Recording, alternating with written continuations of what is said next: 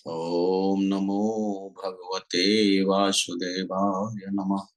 ओम नमो भगवते वासुदेवाय नमः।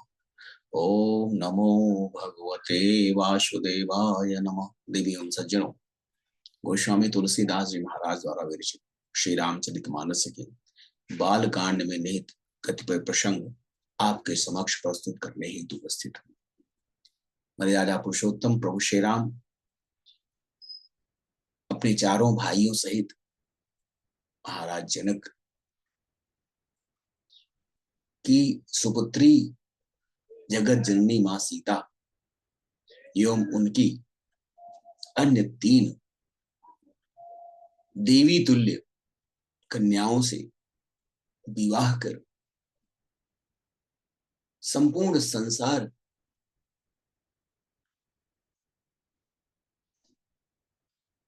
को अनुग्रहित कर रहे हैं। संपूर्ण ब्रह्मांड में प्रभु श्री राम के विवाह के अवसर पर आनंद व्याप्त है, परम आनंद व्याप्त है। महाराज जनक के आंगन में चारों भाई भोजन कर रहे हैं। चतुर रसोइये अत्यंत स्वादिष्ट व्यंजनों को परोस रहे हैं। पांच कवल करी जीवन लागे, गारी गान सुनियति अनुरागे। भांति अनेक परे पकवाने, सुधा सरिस नहीं जाई बखाने।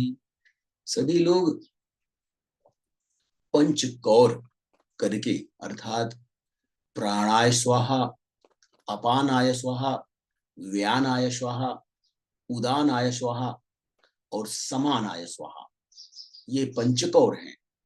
इन मंत्रों का उच्चारण करते हुए पहले 5 ग्रास लेकर भोजन करने लगे। गाली का गाना सुनकर सभी प्रेम मग्न हैं। अनेकों तरह के अमृत के समान स्वादिष्ट पकवान परोसे गए हैं, जिनका वर्णन नहीं किया जा सकता, जिनका बखान नहीं किया जा सकता। परुसन लगे सुगार सुजाना, बिंजन विभित नाम को जाना। चारि भांति भोजन विधि गाई, एक एक विधि पर न जाई। चतुर रसोइये विभिन्न प्रकार के व्यंजन परोस रहे हैं। उनका नाम कौन जान सकता है। 4 प्रकार के चर्य, चौष्य, लेह और पेय अर्थात चबाकर, चूसकर, चाटकर और पीकर खाने योग्य भोजन की विधि का वर्णन किया गया है। उनमें से एक एक विधि के इतने पदार्थ बने हैं जो वर्णन नहीं किए जा सकते। छर से रुचिर व्यंजन बहुभांति, एक एक रस यज्ञनित भांति। जेवत देहि मधुर धुनि गारी, ले ले नाम पुरुष यरु नारी। 6 रसों के अत्यंत सुंदर स्वादिष्ट व्यंजन हैं। एक एक रस के अनगिनत प्रकार बने हुए हैं। भोजन करते समय पुरुष और स्त्रियों के नाम लेकर जनकपुर की स्त्रियां मनोहर ध्वनि से गाली दे रही हैं, गाली गा रही हैं। समय सुहावनी गारी विराजा, हसत रऊ सुनी सहित समाजा। यही विधि सबहि भोजन कीन्हा, आदर सहित याच मनु दीन्हा। समय की सुहावनी गाली अत्यंत सुशोभित हो रही है। उसे सुनकर समाज सहित महाराज दशरथ जी हंस रहे हैं। इस प्रकार से सभी ने भोजन किया और तब सबको आदर पूर्वक आचमन करके मुंह हाथ धोने के लिए जल प्रदान किया गया।